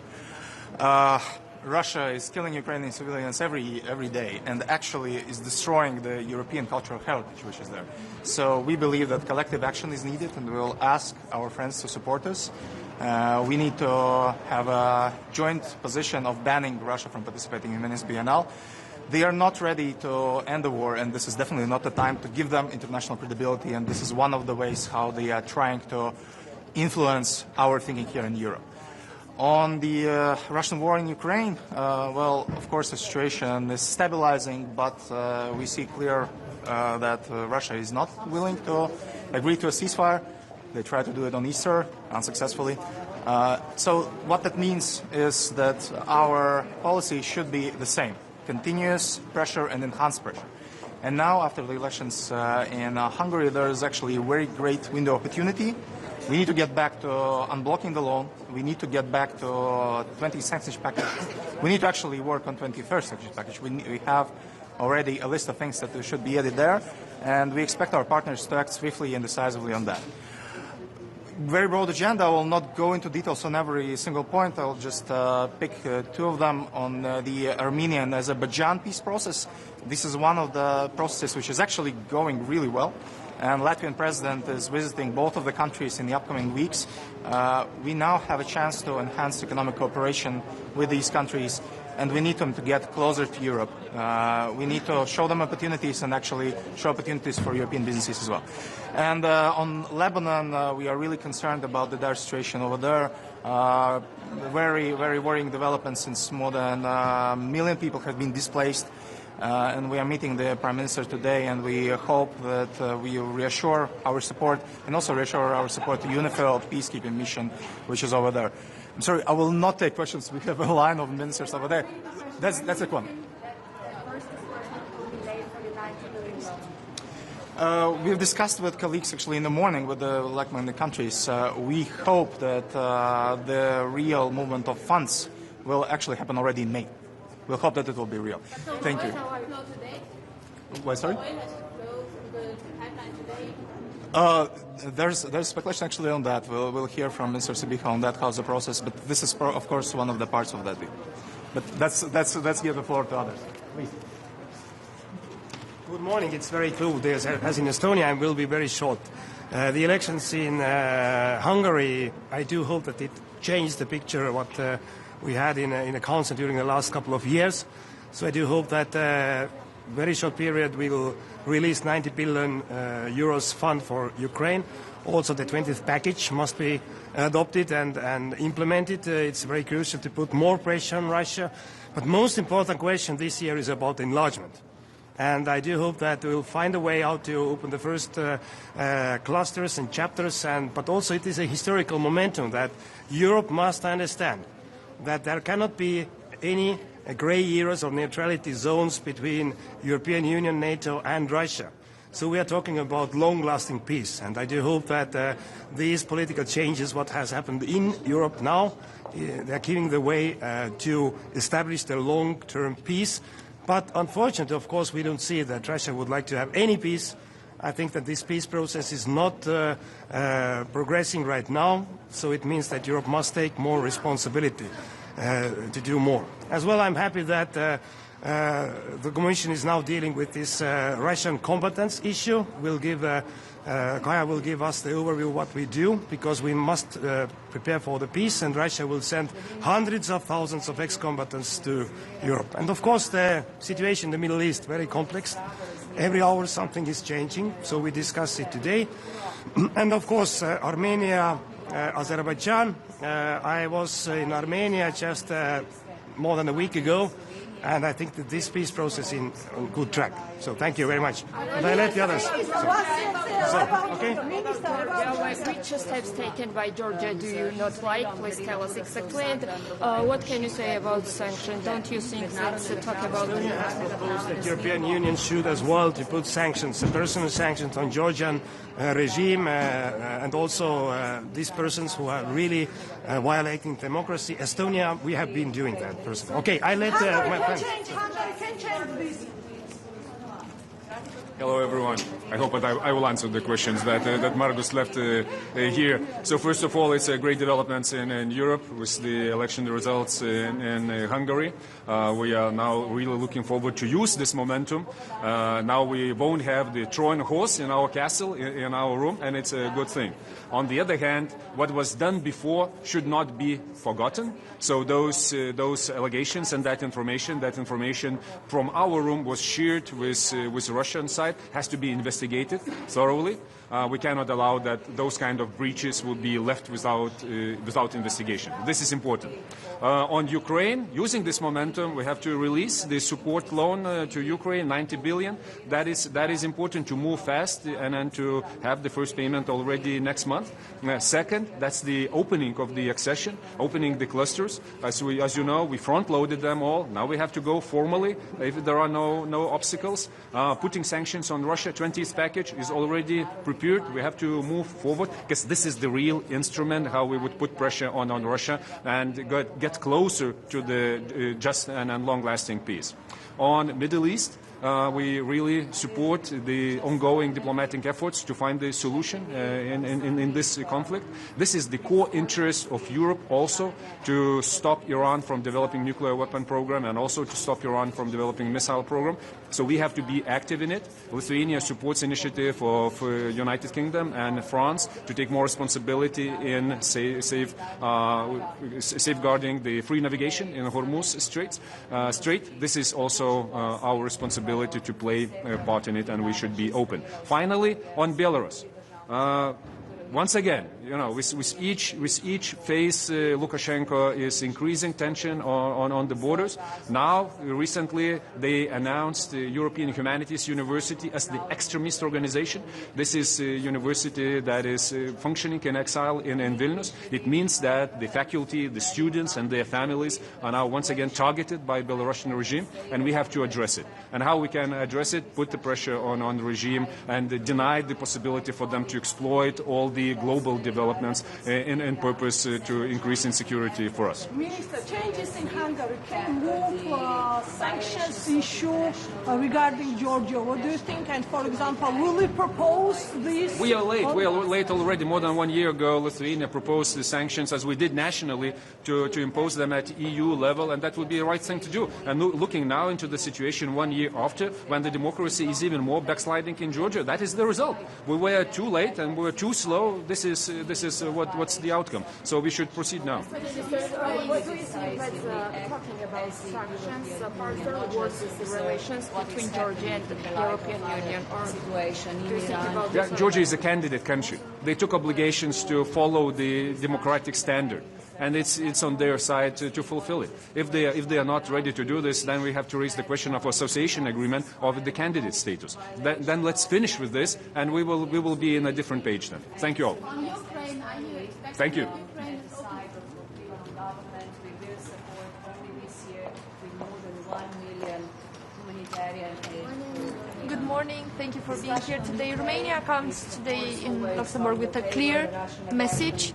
We need to continue to increase the pressure on Russia, increase the sanctions. Romania has also been targeted in terms of cyber attacks by pro-Russian hackers. We have had throughout March and the beginning of April more than 8,800 attack points in essential websites and IT infrastructure such as of the Parliament, of the Stock Exchange, Transportation Ministry, and also our own Ministry of Foreign Affairs on the visa application platform. So we're going to advance in line with potential sanctions against hybrid attacks. We have also decided to host in Bucharest the NATO seminar on hybrid threats to be able to have a better coordination as well as with NATO and in the European Union on how we analyze, coordinate and respond to such type of hybrid interferences. Obviously, now we're at a moment in time where we all hope we're going to move from a European Union of 26 plus 1 to a European Union of 27. And we think it's very important now that we accelerate the progress and we have a final decision on opening the Cluster 1 for Republic of Moldova and Ukraine. We believe this to be our best defense. We have already lost too much time on this. And any delay in key decisions of the European Union actually have a geopolitical cost in our influence in the region, have a direct cost in how the citizens of those regions are connected to the European path and the European plans. I welcome the presence of Lebanon Prime Minister today. I have spoken with the Minister of Foreign Affairs of Pakistan on how the conversations are going. We welcome the current ceasefires. Romania has joined the coalition and the conversations initiated by France and UK in terms of opening the Strait of Hormuz. We believe it is very clear now to the international community that the Strait of Hormuz is not a private lake of the RGC. It's an essential artery of the global commerce. Our citizens feel that directly in their pockets in terms of increase on the energy prices, and we want to make sure together that we have the common diplomatic instruments to de-escalate that. In terms of Lebanon, we have already sent our first batch of humanitarian aid in partnership with Jordan, and we will continue to do that through the European mechanism as well with countries that want to participate alongside us. In terms of the South Caucasus, I've had conversations with the Ministers of Foreign Affairs of Azerbaijan, Armenia and Georgia. In terms of Georgia, I have conveyed a very clear message on the Romanian and the European side in terms of the need for reforms on the judicial system of protection of accurate democratic processes. But we need to also continue to create an alternative to the pro-Russian influence there, an alternative that is very clear in terms of economic growth, in terms of connectivity, especially for us at the Black Sea, that's even more important. With Azerbaijani, the message that I'm going to convey today to my colleagues is also connected to the key role they play in the energy infrastructure and connectivity, as well as Armenia. Connectivity is a key factor to our relationship with the region, and of course the path towards a European future, towards the European Union, is connected to the decisions we are taking now that are felt directly by citizens there in terms of economic benefits. I'm sorry, there was a question there before. Minister, you already mentioned that you had a conversation with Georgia. Can you tell us more details what was told from this side of Georgia?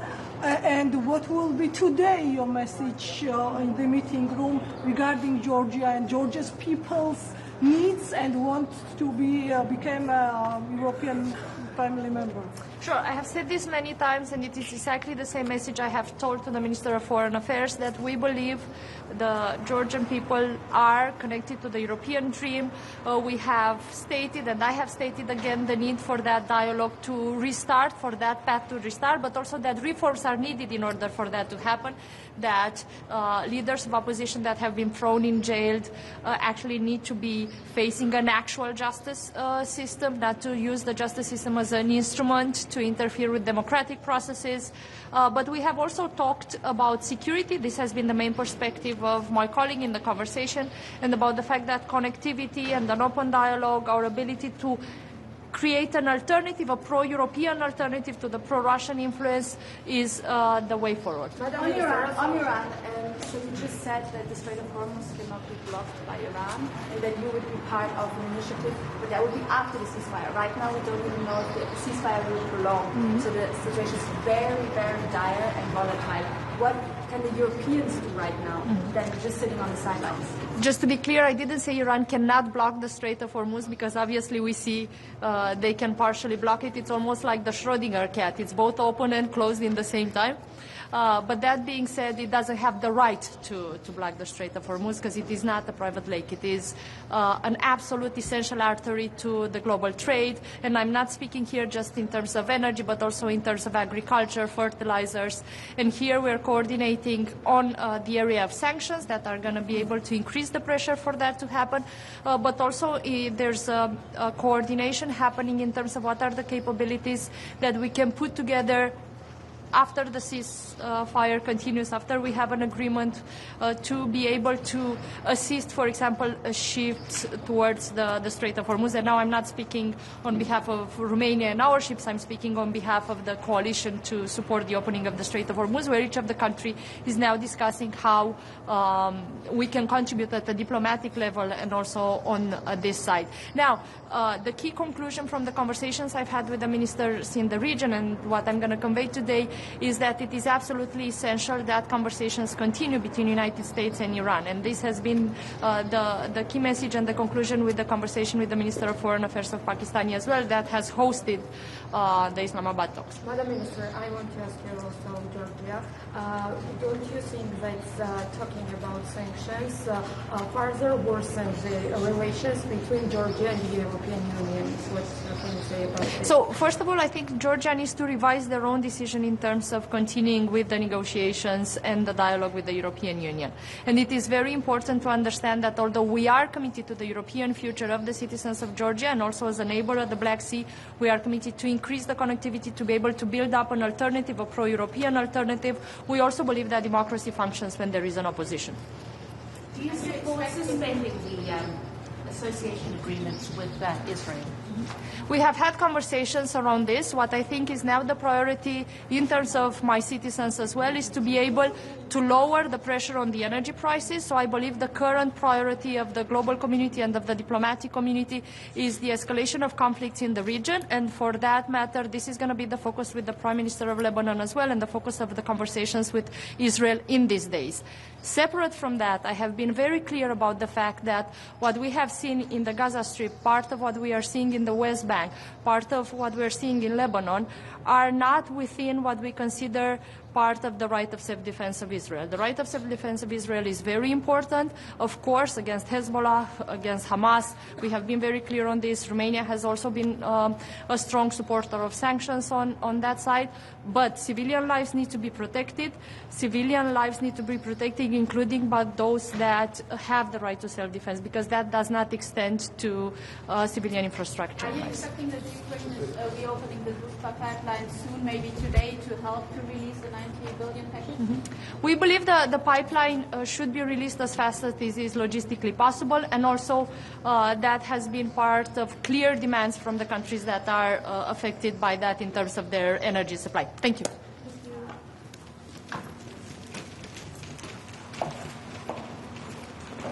Schönen guten Morgen. Eingangs lassen Sie mich erwähnen, dass es heute ein großartiger Rat ist, vor allem weil sich auch unser Nachbarland Ungarn für einen proeuropäischen Kurs mit absoluter Mehrheit auch entschieden hat, und wir das wahnsinnig begrüßen, dass das auch so stattfindet.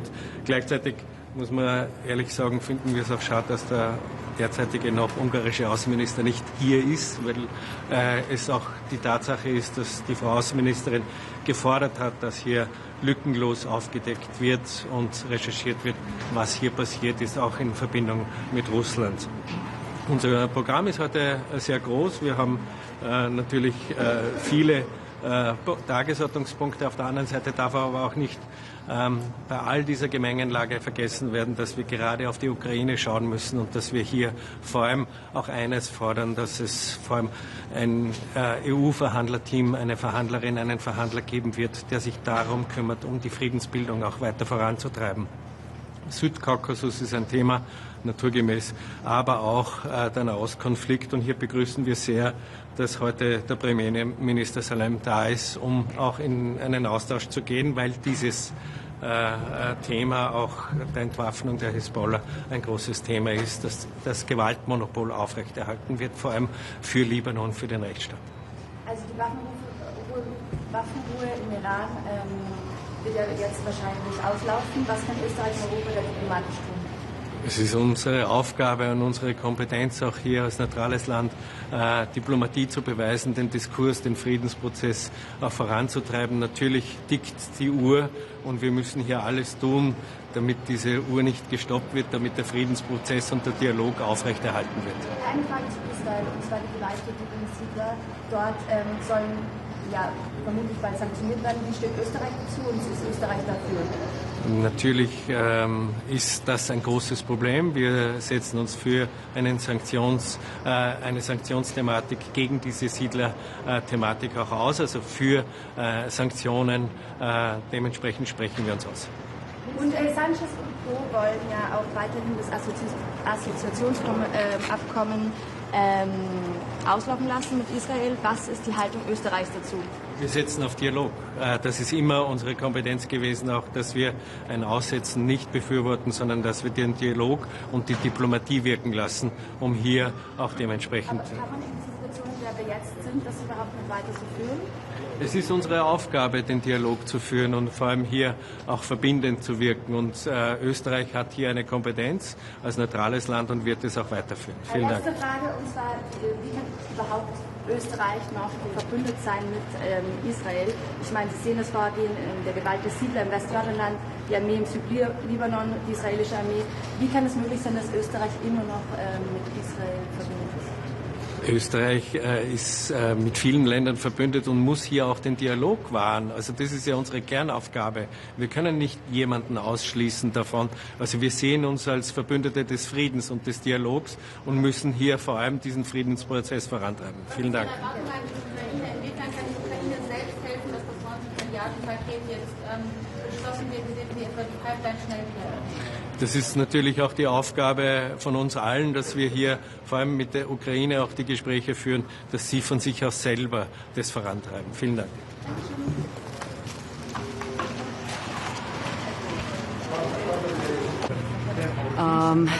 Glede na zapletene geopolitične razmere pričakujem danes precej zahtevno razpravo. Razmere se praktično spreminjajo iz ure v uro.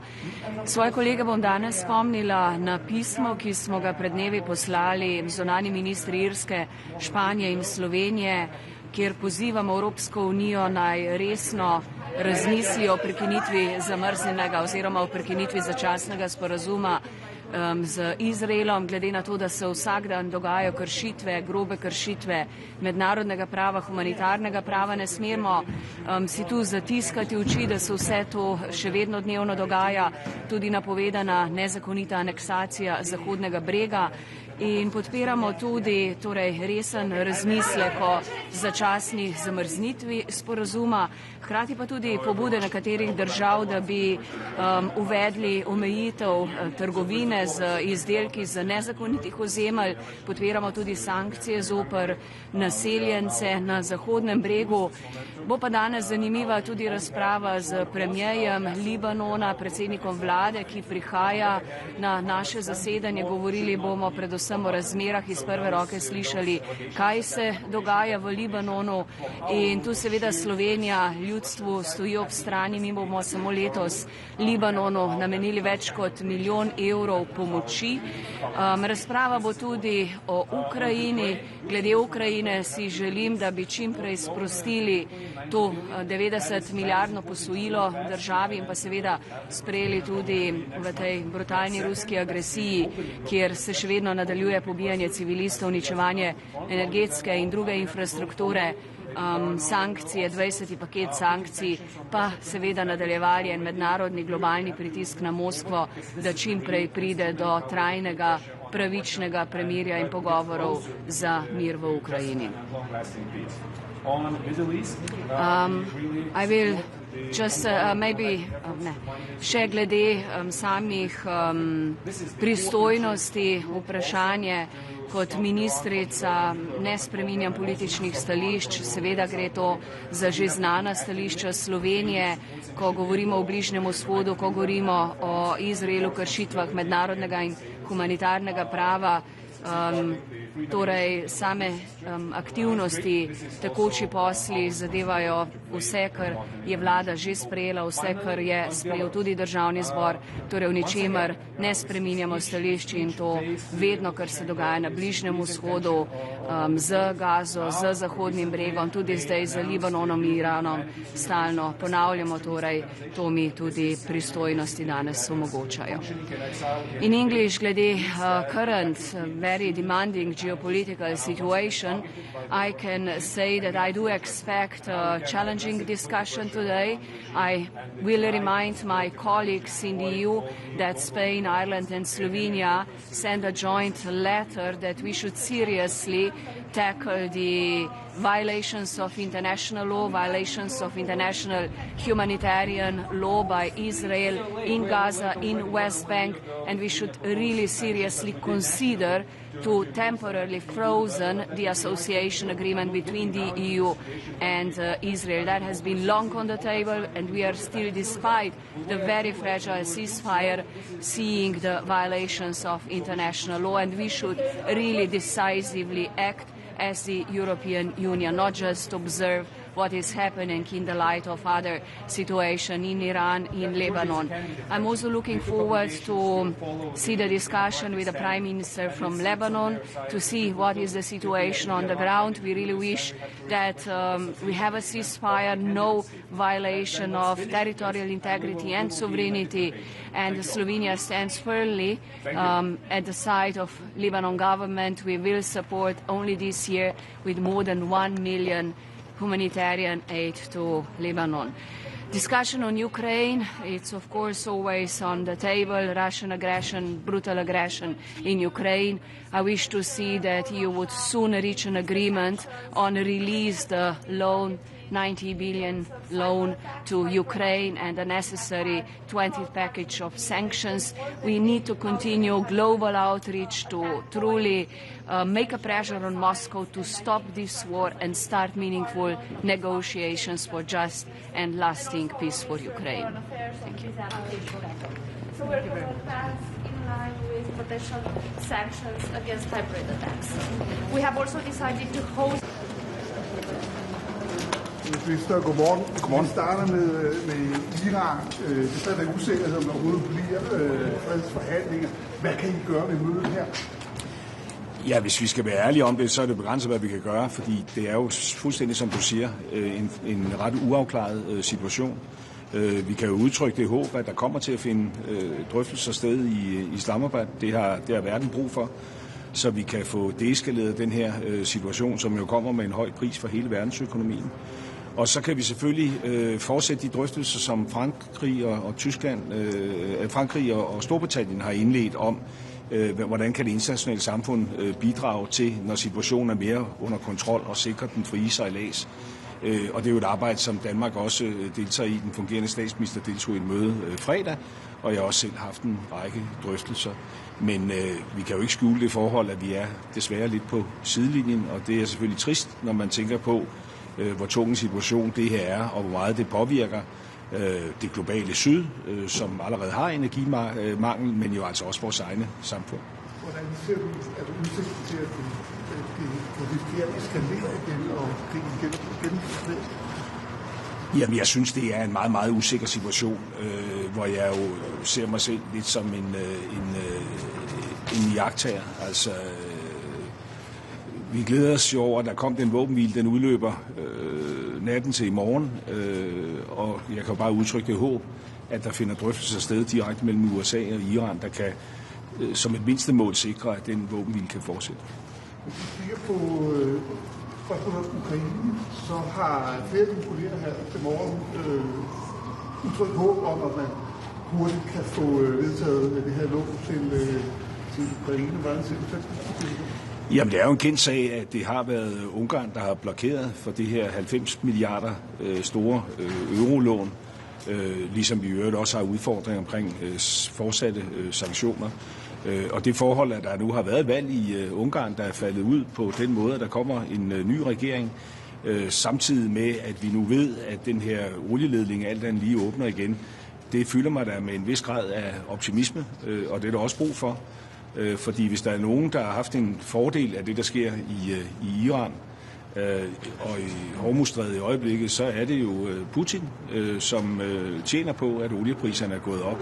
Så jeg vil jo hilse meget, meget velkommen, hvis en ny ungarsk regering, plus det forhold, at olieledningen alt andet lige står til at kunne åbne, kan føre til, at vi hurtigt kan få truffet en beslutning om udbetaling af det lån, som Ukraine har så hårdt brug for. Har du forhåbning om, at vi kan blive åbne for allerede i morgen?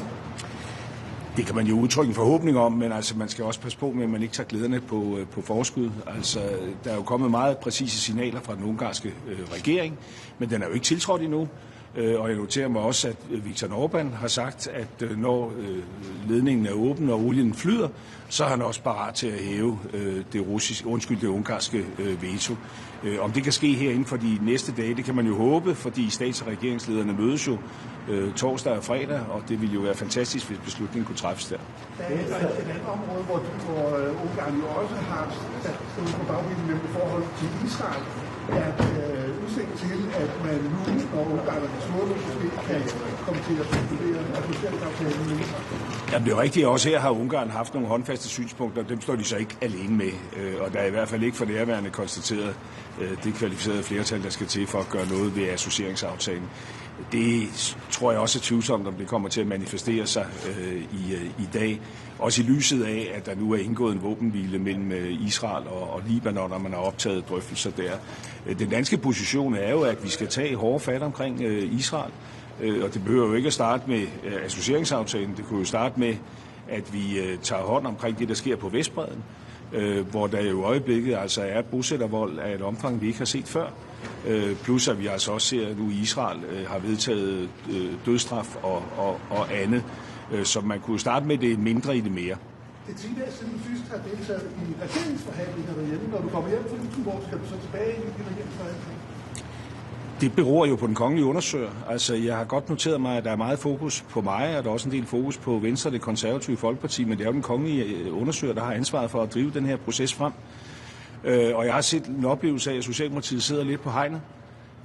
Det folketingsvalg, der var i Danmark for 4 uger siden, det var jo et folketingsvalg, hvor venstrefløjen blev svækket. Og vi står i en ny økonomisk situation. Vi har lige talt om risikoen for en energikrise. Og derfor er det jo vigtigt, at en ny regering ikke kun har ambitioner om drikkevand og halekupering og bedre forhold i daginstitutionerne, men også tager hånd om at sikre dansk økonomi. Gryden er ved at være tom, og der er det jo Socialdemokratiet, der sidder på hegnet. Der er et styrket antal mandater, der sådan set går ind for en økonomisk reformpolitik på linje med det, som Moderaterne står for. Der er til venstre for Socialdemokratiet jo altså et svækket antal mandater, der står for en anden økonomisk politik, og det er jo Socialdemokratiet, der nu må afgøre, hvilken side af hegnet de vil falde ned på. Om de vil stå fast på den Anker Jørgensen økonomiske politik, de førte valgkamp på, eller om de vil vælge at række ind over midten. Det er jo deres valg, og jeg synes, at som jeg har kunnet følge medierne og kommentatorerne den sidste uges tid, så synes jeg, at fokus retter sig det forkerte sted hen. Altså mod mig og mod Venstre og det konservative Folkeparti. Det er jo Mette Frederiksen, der hvis hun fortsat gerne vil være statsminister, og det er jo ikke en given ting, at hun skal være det, er nødt til at foretage et valg. Og jeg synes, at det tidspunkt, hvor hun skal træffe det valg, det begynder at nærme sig, fordi jeg er jo helt enig i, at vi snart skal have et gennembrud i de her forhandlinger. Det lyder lidt som om, du ikke er helt frisk med den kongelige undersøgelse. Jeg synes primært, det lyder som om, jeg udlægger min politik, og situationen er jo den, at der ikke er et flertal til venstre omkring Mette Frederiksen, altså med mindre jeg tilslutter mig det, og vi får en regering, som så altså i yderste fald bliver afhængig af Enhedslisten, men der er jo også en anden mulighed, at Mette Frederiksen kigger den anden vej, på mig og på andre partier, som står for en økonomisk politik, der fortsætter der, hvor SMV-regeringen slap, fordi SMV-regeringen førte jo en reformpolitik. SMV-regeringen havde nogle målsætninger om arbejdsudbud, som vi stort set fik indfriet, men ikke fuldt ud indfriet. Og så valgte Mette Frederiksen altså at føre en valgkamp, der gik op imod det, og som i virkeligheden altså gik på en økonomisk politik med formueskat og andet, og i virkeligheden vendte ryggen til en fortsat reformpolitik på et tidspunkt, hvor Danmark har mere brug for det, end på noget tidspunkt tidligere. Og derfor er det Mette Frederiksen, der står med et valg nu, om hun kan udfylde det mandat, hun har fået af kongen på en måde, som er godt for Danmark, eller om hun ikke kan. Altså, det er jo ikke i første række min afgørelse. Så det, jeg bare siger her, det er, at det der fokus, der handler om mig, og som handler om Venstre, og som handler om det konservative, det er måske lidt ud af synk med, hvad der er rollefordelingen her, fordi det er den kongelige undersøger, der har ansvaret for at drive den her proces. Og hvis den proces drives frem til en regering, som ikke fører en offensiv økonomisk politik, så kan det ikke lykkes. For sådan en regering kommer Moderaterne ikke til at støtte. Næste skridt så være bare på en konstruktion, som kommer nu. Undskyld? Næste skridt så være bare på en konstruktion. Jamen, jeg står ikke her og tager noget næste skridt. Altså, jeg markerer ligesom, hvad der er op og ned i det her, og hvem der har ansvaret, og det er den kongelige undersøger også fuldstændig bekendt med, at jeg har de her synspunkter. Altså, uagtet at jeg ikke har været til møder siden forrige fredag, så er der også andre måder at kommunikere på. Og jeg føler mig helt tryg ved, at Mette Frederiksen er fuldstændig bekendt med, hvad mine synspunkter er. Og det er hendes opgave at respondere på det. Og vores opfordring var jo at række seriøst ud til Venstre og det konservative Folkeparti. Der har været lidt møder, men primært har man jo altså fortsat drøftelserne med SF, det radikale Venstre og Enhedslisten. Og jeg forstår, at man har haft en række spændende drøftelser om drikkevand og trivsel og børnepasning, og det er alt sammen godt nok. Men det handler jo grundlæggende om, hvorvidt der kan etableres en ansvarlig økonomisk ramme, og det er den kongelige undersøgers ansvar. Og hvis ikke hun vil læne sig ind i det, jamen så er det klart, at så kommer der jo et tidspunkt, hvor man så må sige, at det projekt kan ikke lykkes, og så må man skifte spor, og så må nogle andre prøve at løse opgaven. Tak. Yes. The trade of forces and the nuclear program enriched uranium are the key in US and Iran talks. Should the EU share the same opinion regarding the free and charged trade of forces and deportation of the enriched uranium from Iran?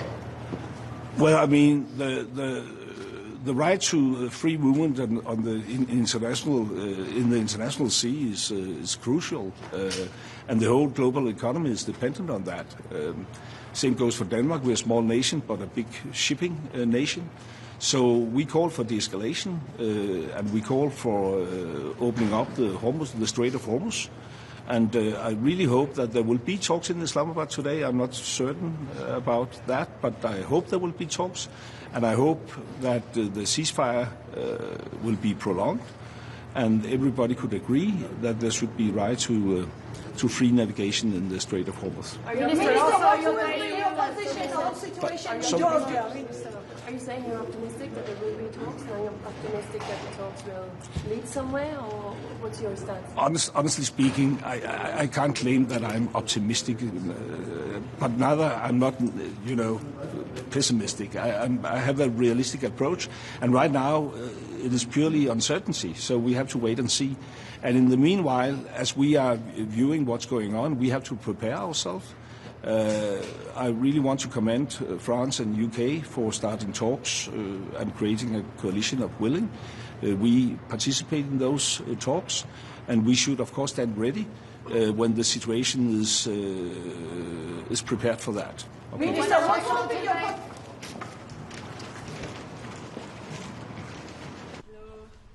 Good morning. I think that it will be a very timely Foreign Affairs Council. Hopefully, the negotiation for a peace deal will resume in Islamabad between Americans and Iranians today. The ceasefire is ending very soon, potentially as well, so it is time to see diplomacy in action. We need a political solution, no more war, no more bloodshed, no more schools, hospitals being targeted and no more people fleeing their house. So as a Commissioner for Humanitarian Aid, I will inform the Minister and the Council of the humanitarian situation. The whole Middle East is on fire, from Lebanon to Iran, from Gaza to West Bank. So it is our common responsibility today to find a political solution, to put diplomatic pressure on all sides. And of course, for that, the Member States must speak with one voice. So as Commissioner for Humanitarian Aid, I will inform them on the situation. The suffering is immense in the whole region. We will hear also about from the Prime Minister, the Lebanese Prime Minister himself. I will be there as well to meet him, and I will convey one main message to the Lebanese people and to Lebanon. The EU stands with Lebanon. From day one, we have been committed. We have stepping up our humanitarian contribution, 100 million. The fifth flight air bridge with humanitarian supply is reaching Beirut tomorrow. And another, a sixth one, is planned in 10 days, and I will be myself in Beirut while it will reach Beirut.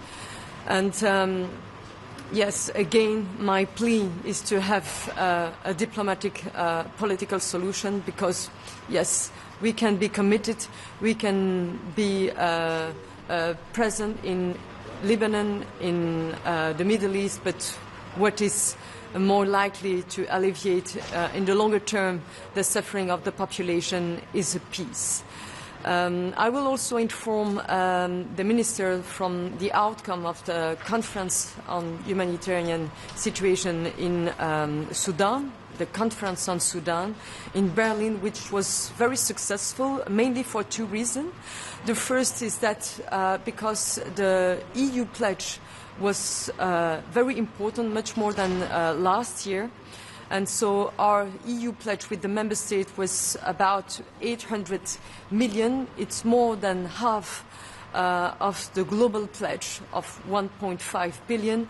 And the second reason is that because for the first time, the Sudanese civil society gathered together in Berlin and succeed to publish a common call for ending this brutal war.